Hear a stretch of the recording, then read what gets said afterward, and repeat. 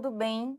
Seja bem-vinda e bem-vindo para a parte 1 da aula de dermatites de interface. Nesse primeiro slide, eu trouxe todos os tópicos que serão abordados nesta aula. Primeiramente, como que a gente identifica uma dermatite de interface na histologia? Nessa imagem, por exemplo, o que a gente está observando? A gente vê uma área de vacuolização da camada basal. A gente vê, de fato, pequenos vacúolos na camada basal da epiderme. Uma outra alteração típica das dermatites de interface é o infiltrado inflamatório superficial na derme. E esse infiltrado inflamatório, ele pode obscurecer a junção derme-epiderme, de forma que pode ser um pouco difícil a gente saber onde termina a epiderme e onde começa a derme. Uma outra alteração que a gente pode ver é a apoptose de ceratinócitos. A gente está vendo um exemplo aqui, uma apoptose de ceratinócitos. Mais para frente, a gente vai ver outros exemplos. Tá? O que a gente pode ver mais na dermatite de interface? Incontinência pigmentar. A gente vê aqui dois focos de incontinência pigmentar e outro foco aqui. A incontinência pigmentar a gente chama também de melanófagos. Os melanófagos são macrófagos que fagocitaram melanina, tá bom? Então, a dermatite de interface a gente tem alteração vacuolar da camada basal, infiltrado inflamatório que obscurece a junção dermoepidérmica, corpos apoptóticos e incontinência pigmentar ou melanófagos na derme. E algumas dermatites de interface, esse infiltrado inflamatório, ele é mais intenso e forma uma faixa, ó, forma uma faixa que obscurece a junção dermoepidérmica. Quando esse infiltrado inflamatório forma uma faixa, a gente chama de dermatite de interface liquenoide, tá? Mas, quando o infiltrado inflamatório ele é mais discreto ou até ausente, a gente vai chamar de dermatite de interface vacuolar, como nesse exemplo aqui.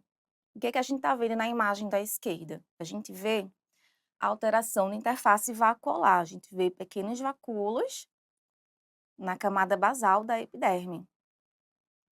O que a gente vê mais? Melanófagos na derme, ó. Melanófagos na derme. Tá? A gente pode ver também corpos apoptóticos. Nessa imagem da direita, mais uma vez, a gente vê vacuolização na camada basal, pequenos vacúolos na camada basal. E a gente observa que nesse exemplo, nesses dois exemplos, não existe o infiltrado inflamatório intenso em faixa, obscurecendo a junção dermoepidérmica, mas a gente vê as outras alterações da dermatite de interface, tá? Como a vacuolização da camada basal, a incontinência pigmentar e podemos ver ainda os corpos apoptóticos, tá? Então, essa aqui caracteriza a dermatite de interface vacuolar. Então, vamos começar com o líquen plano.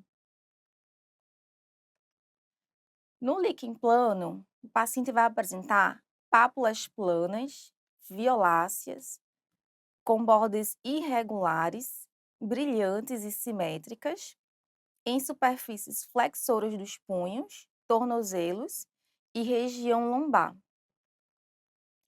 E essas pápulas também podem apresentar linhas esbranquiçadas, que são as estrias de Wickham, tá? Aqui a gente está vendo um exemplo dessas pápulas com estrias esbranquiçadas. E a mucosa pode ser afetada em 30 a 70% dos pacientes. Então, o padrão histológico básico do líquen plano é a dermatite de interface liquenoide. É o que a gente vê nessa imagem. A gente vê um infiltrado inflamatório em faixa, obscurecendo a junção dermoepidérmica. Na imagem de maior aumento, a gente vê mais o quê? A camada córnea, ela vai estar com uma ortoceratose compacta, tá bom? Camada córnea com ortoceratose compacta. A camada granulosa, ela vai estar espessada, mas é um espessamento irregular. E é um espessamento que lembra o formato de uma cunha. Lembra um formato aproximadamente triangular, tá bom? Que é o que a gente chama de hipergranulose em cunha. É uma hipergranulose, mas é uma hipergranulose irregular.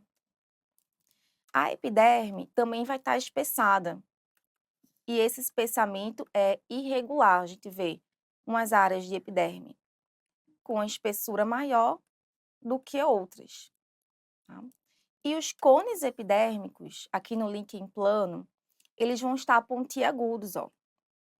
E eles estão pontiagudos devido ao dano de interface, tá? Então, essa epiderme, essa acantose, a gente vai chamar de acantose em dentes de serra, porque os cones epidérmicos pontiagudos remetem aos dentes de serra. E aqui nessa imagem, mais uma vez, o que é que a gente vê? Um infiltrado inflamatório em faixa, obscurecendo a junção dermoepidérmica.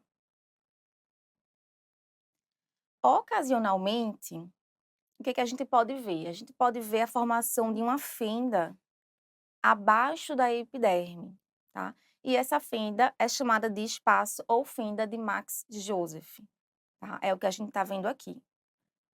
É uma fenda subepidérmica. Nessa imagem, mais uma vez, a gente vê áreas de vacuolização da camada basal e um infiltrado inflamatório linfocítico em faixa, obscurecendo a junção dermoepidérmica. Aqui é o maior aumento da imagem anterior, mostrando a fenda de Max Joseph, e a gente consegue ver também alguns melanófagos, que são macrófagos que fagocitaram melanina. E mais uma vez, ó, um infiltrado linfocitário em faixa, próximo à junção dermoepidérmica. Nesse exemplo, o que é que chama a atenção?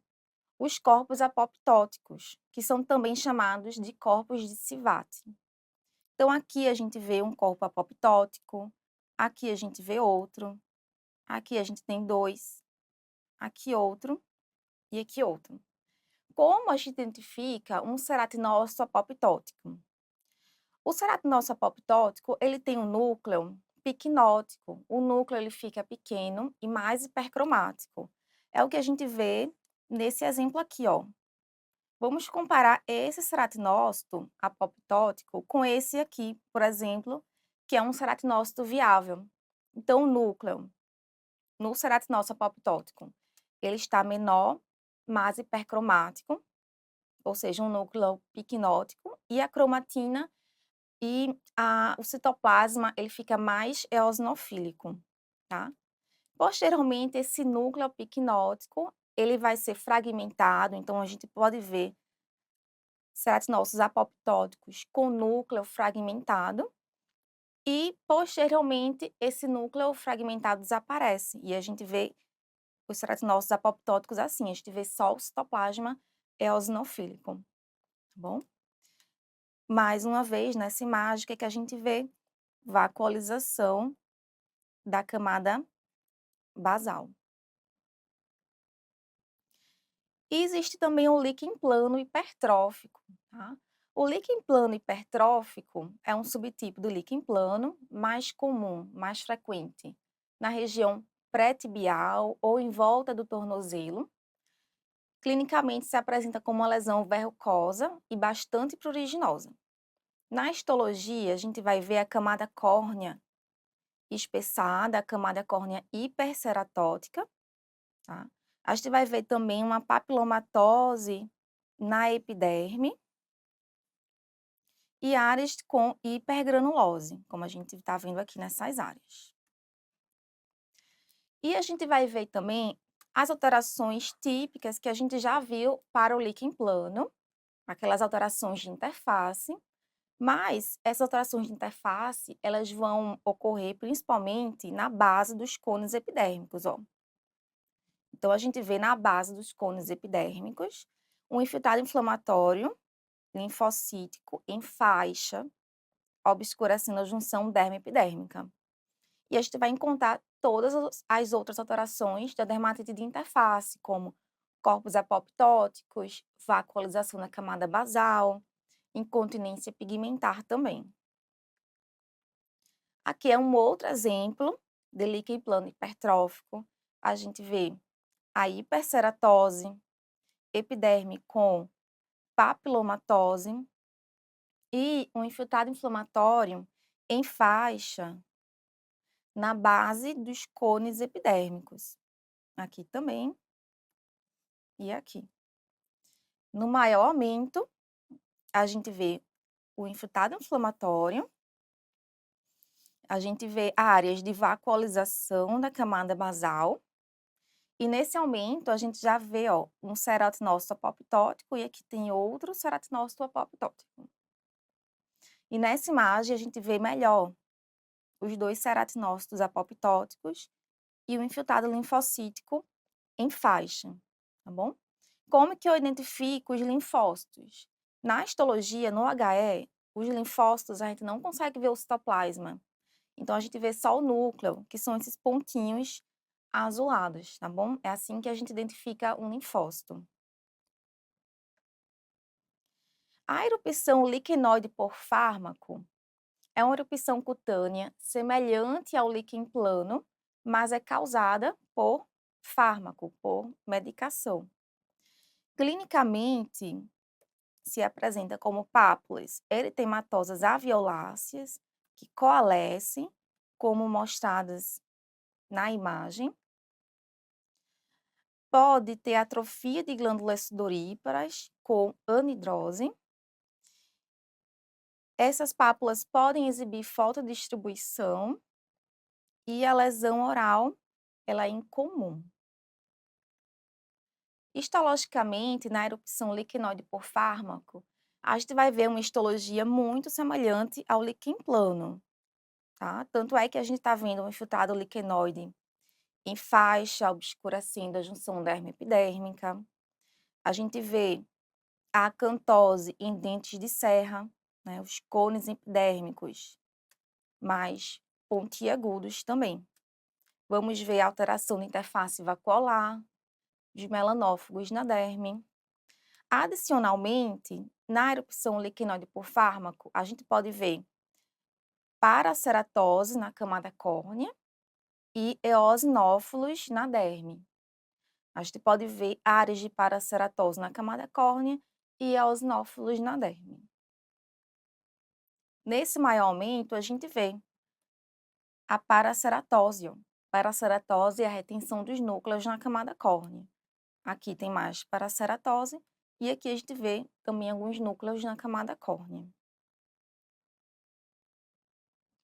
E nessa imagem, o que é que está destacando? Os eosinófilos, ó.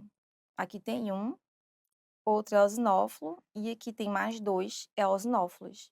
A gente pode encontrar também no infiltrado inflamatório. Aqui a gente vê um outro exemplo de erupção liquenoide a fármaco. Nesse exemplo, chama a atenção bastante alteração vacuolar de interface, ó. A gente vê numerosos vacúolos na camada basal da epiderme. Mais uma vez, um infiltrado inflamatório liquenoide em faixa, e a gente vê alguns eosinófilos, ó, no infiltrado. Os eosinófilos, como que a gente detecta? Os eosinófilos têm um núcleo multilobado e o citoplasma tem numerosos grânulos eosinofílicos, densamente eosinofílicos, tá? Então, eles se destacam por causa principalmente do citoplasma densamente eosinofílico. A ceratose liquenoide benigna se apresenta como uma mácula ou placa inflamada, solitária, geralmente pequena, de cor vermelho amarronzada geralmente. Essa lesão resolve em algumas semanas ou meses, tá? E aqui está destacando um exemplo de ceratose liquenoide benigna. Na histologia, a gente vai ver uma dermatite de interface liquenoide, tá? Aquele infiltrado liquenoide em faixa, obscurecendo a junção dermoepidérmica, um infiltrado linfocítico em faixa. Aqui a gente vê melhor um infiltrado linfocítico em faixa, na junção dermoepidérmica, alteração de interface vacuolar, a gente vê numerosos pequenos vacúolos na camada basal da epiderme.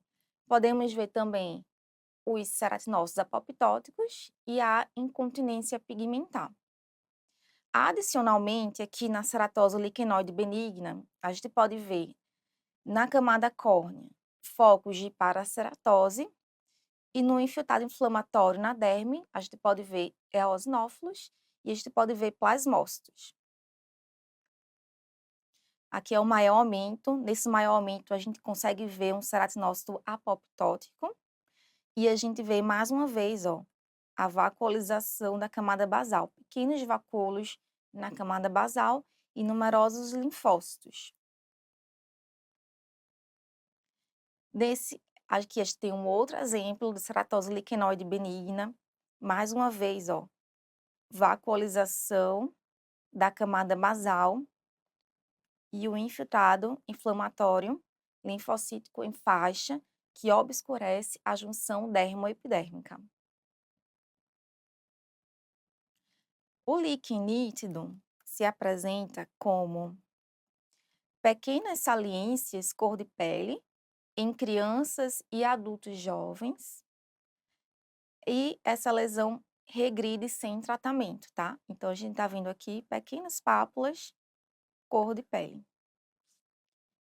A histologia do líquen nítido é bem característico, tá bom? A gente está vendo aqui nessa região, na derme, um infiltrado inflamatório que ele ocupa de 1 a 3 papilas dérmicas, ó. Nessa região, a gente vê um infiltrado inflamatório que vai ocupar e expandir de 1 a 3 papilas dérmicas. No maior aumento, a gente vê que esse infiltrado inflamatório é composto por linfócitos, porque a gente vê pequenos pontinhos azuis.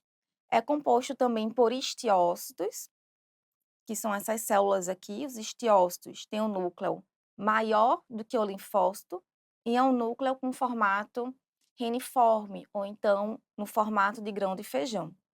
E a gente pode ver também células gigantes multinucleadas, como a gente está vendo nesse exemplo aqui. Então, a gente vai ver um infiltrado inflamatório de linfócitos, histiócitos e células gigantes multinucleadas. Acima desse infiltrado inflamatório, a gente vai ver a epiderme com vacuolização da camada basal. E a epiderme vai estar atrófica também, ela vai estar mais fininha. E essa epiderme atrófica, ela também vai ter hipogranulose ou agranulose. Então, a camada córnea, ela vai estar atenuada ou ausente. E a camada córnea, ela vai ter paraceratose, ó, retenção de núcleos na camada córnea. E uma outra alteração bem característica é o colarete epidérmico. E o que é o colarete epidérmico? É os cones epidérmicos que eles como se estivessem abraçando esse infiltrado inflamatório. Isso remete o quê? Remete a uma mão em garra segurando uma bola, tá bom? É quando os cones epidérmicos eles se alongam como se estivessem abraçando esse infiltrado inflamatório. Aqui a gente vê um outro exemplo. Nesse exemplo, a gente vê um infiltrado inflamatório de linfócitos e histiócitos. A gente vê até alguns macrófagos que fagocitaram melanina, ou seja, alguns melanófagos. Vemos também a alteração da interface vacuolar e a epiderme atrófica. Essa epiderme atrófica a gente tem que comparar com a epiderme adjacente à lesão, tá?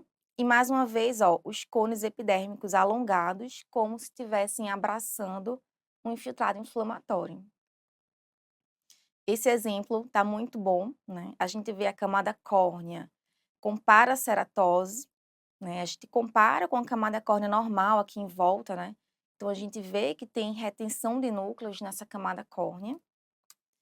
A camada granulosa, ela está ausente. Mais uma vez, a gente compara com a camada granulosa adjacente, então a camada granulosa está ausente. A epiderme está mais fina, a epiderme atrófica. Mais uma vez, comparamos com a epiderme adjacente à lesão. Vemos também na camada basal a vacuolização, os focos de vacuolização, e na derme, o estado inflamatório de linfócitos e estiócitos. E mais uma vez, os cones epidérmicos mais alongados, como se quisessem abraçar a lesão, abraçar o infiltrado inflamatório. No líquen estriado, clinicamente vão aparecer pequenas pápulas que se expandem com o tempo para formar faixas ou tiras. E é mais comum nas extremidades de crianças durante o verão e na primavera. Então, aqui a gente está vendo um exemplo, né, de pequenas pápulas com um formato, uma distribuição em tiras. Na histologia do líquen estriado, a gente vai ter uma dermatite de interface liquenoide associado ao infiltrado inflamatório linfocítico perivascular e perianexial, superficial e profundo. Olha só o que a gente está vendo nessa imagem. Um infiltrado inflamatório liquenoide em faixa, né, na junção dermoepidérmica. E a gente vê também o infiltrado inflamatório, que é linfocítico, perivascular, superficial, e ele também é profundo. Ele também vai envolver folículos pilosos e vai envolver glândulas écrinas, como a gente vê nesse exemplo, ó. Aqui a gente está vendo o infiltrado inflamatório permeando glândulas écrinas. Nesse aumento, a gente vê o infiltrado inflamatório linfocítico próximo à junção dermoepidérmica. E aqui a gente vê o infiltrado linfocítico mais profundo, tá? Já envolvendo glândulas écrinas. Aqui a gente tem glândula écrina e aqui o infiltrado inflamatório periéquino, tá? Tem até um vasozinho aqui e infiltrado inflamatório perivascular também. Mais um exemplo do líquen estriado, mais uma vez, um infiltrado inflamatório linfocítico em faixa, uma dermatite de interface liquenoide, com infiltrado inflamatório perivascular e perianexial superficial e profundo, tá? Nesse exemplo, a gente está vendo o infiltrado permeando glândulas écrinas. Mais um exemplo de infiltrado inflamatório liquenoide na junção dermoepidérmica.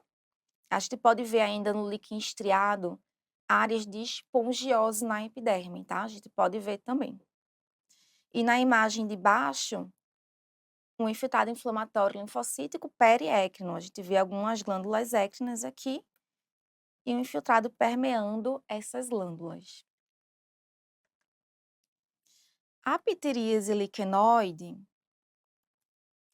tem duas formas. Tem a pteríase liquenoide e varioliforme aguda, que é a pleva, e a pteríase liquenoide crônica.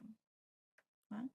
Na pleva, a gente vai ter uma erupção súbita de pequenas pápulas escamosas que evoluem para bolhas com crosta marrom avermelhada. Nesse exemplo aqui, a gente está vendo pápulas, né, recobertas por uma crosta. E na pteríase liquenoide crônica, o paciente vai apresentar pápulas pequenas, escamosas, assintomáticas, que se achatam e regridem espontaneamente em semanas, como nesse exemplo aqui. A histologia da pteríase liquenoide crônica e da pleva é muito semelhante, a gente vai ver as mesmas alterações histológicas. Mas na pleva, essas alterações vão ser muito mais intensas do que na pitiríase liquenoide crônica, tá bom? Vamos começar com a pitiríase liquenoide crônica. A gente vai ver uma alteração de interface, que pode ser liquenoide, tá? Então, a gente vai ver áreas de vacuolização da camada basal, e a gente vai ver na pitiríase liquenoide crônica também linfócitos permeando a epiderme, ou seja, exocitose de linfócitos. A gente vai ver linfócitos na epiderme. Na derme, a gente vai ver infiltrado inflamatório linfocítico perivascular. Podemos ver também apoptose de ceratinócitos. Nessa imagem, o que a gente está vendo? Camada córnea com paraceratose, vacuolização da camada basal e melanófagos na derme, melanófagos na derme, macrófagos que fagostaram melanina, e um infiltrado inflamatório linfocítico perivascular. Na pleva, a gente já vai ter as mesmas alterações que na pitiríase liquenoide crônica, mas as alterações vão ser muito mais intensas. Então, a gente observa nessa imagem que existe uma dermatite de interface liquenoide, porque eu vejo um infiltrado em faixa obscurecendo a junção dermo-epidérmica, vejo camada córnea com paraceratose e um infiltrado inflamatório linfocítico superficial e profundo, tá? Um infiltrado inflamatório linfocítico superficial e profundo. No maior aumento, mais uma vez, camada córnea com paraceratose. A gente pode, inclusive, encontrar neutrófilos nessa camada córnea. A gente pode ver neutrófilos na camada córnea, na pleva. Camada espinhosa, vacuolização da camada basal, olha. Numerosos vacúolos na camada basal. A epiderme vai ter o quê? Exocitose de linfócitos. A gente vê numerosos linfócitos permeando a epiderme. A gente vai ver também hemácias permeando a epiderme. Como que a gente identifica hemácias? Hemácias a gente identifica porque são esses pontinhos vermelhos, ó, bem pequenos. São as hemácias, assim que a gente identifica. E a gente vai ver hemácias também livres na derme, fora dos vasos, que é o extravasamento de hemácias. Então, aqui a gente vê uma área de extravasamento de hemácias, aqui outra, tá? São todos esses pontinhos bem eosinofílicos ao extravasamento de hemácias, tá? E mais uma vez, um infiltrado inflamatório obscurecendo a junção dermoepidérmica. Mais uma vez, ó, paraceratose na camada córnea, aqui ó, paraceratose na camada córnea, vacuolização da camada basal, hemácias na camada córnea, ó, aqui dá para ver bem direitinho, desculpa, na camada espinhosa, hemácias na camada espinhosa, e aqui a gente vê um ceratinócito apoptótico. Aqui a gente tem um outro exemplo do pleva. Nesse exemplo do pleva, mais uma vez, a gente vê camada córnea com paraceratose e a gente vê vacuolização da camada basal, ó. Vacuolização da camada basal. E infiltrado inflamatório perivascular. No maior aumento, a gente vê que na camada córnea, além da paraceratose, além da retenção dos núcleos, a gente está encontrando também neutrófilos, tá? Neutrófilos também na camada córnea. Mais uma vez, vacuolização da camada basal e extravasamento de hemácias. Extravasamento de hemácias e infiltrado inflamatório perivascular. No eritema pigmentar fixo, o eritema pigmentar fixo é uma reação a fármaco que ocorre nos mesmos lugares quando há exposição. Então, toda vez que o paciente toma determinada medicação, ele vai apresentar uma lesão sempre na mesma área. Geralmente, essa lesão é uma mácula ou mancha violácea ou acastanhada, como a gente está vendo nessa imagem. Ocorre principalmente em extremidades, mas pode afetar mucosas. Existem algumas variantes, como a linear, bolhosa, eczematosa e urticariforme. No eritema pigmentar fixo, a gente também vai ver uma dermatite de interface liquenoide. Então, a gente está vendo infiltrado em faixa, obscurecendo a junção dermoepidérmica. Nesse aumento, a gente vê a vacuolização da camada basal, a gente vê vários focos de vacuolização da camada basal. E a gente vê também os melanófagos na derme, a gente vê numerosos melanófagos na derme, que são os macrófagos que fagocitaram melanina. Aqui no eritema pigmentar fixo, a camada córnea ela pode ser ou normal, como nessa imagem, ou apresentar áreas de paraceratose, tá bom? E no estado inflamatório, a gente também pode encontrar eosinófilos.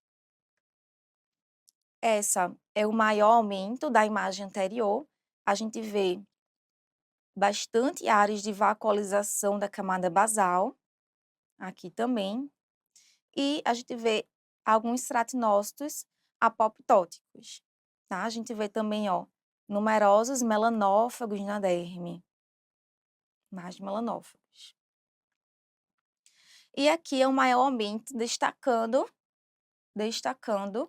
os ceratinócitos apoptóticos, tá? Alguns, o núcleo já foi dissolvido e outros a gente vê ainda o núcleo picnótico, né? O núcleo reduzido de tamanho, com a cromatina mais densa, tá? Aqui a gente vê mais ceratinócito apoptótico, aqui melanófago. Ocasionalmente, quando a gente biopsiar um eritema pigmentar fixo, pode ser que a gente não encontre a alteração de interface, pode ser que a gente não encontre aquela dermatite de interface liquenoide, como nesse exemplo, né? A gente não está vendo a dermatite de interface liquenoide. Mas a gente vai encontrar o quê? Melanófagos na derme, ó. Melanófagos, numerosos melanófagos na derme e um infiltrado inflamatório linfocítico perivascular, como a gente tá vendo nessa imagem. E concluímos a primeira parte da aula. Muito obrigada, espero que você tenha gostado e até a próxima.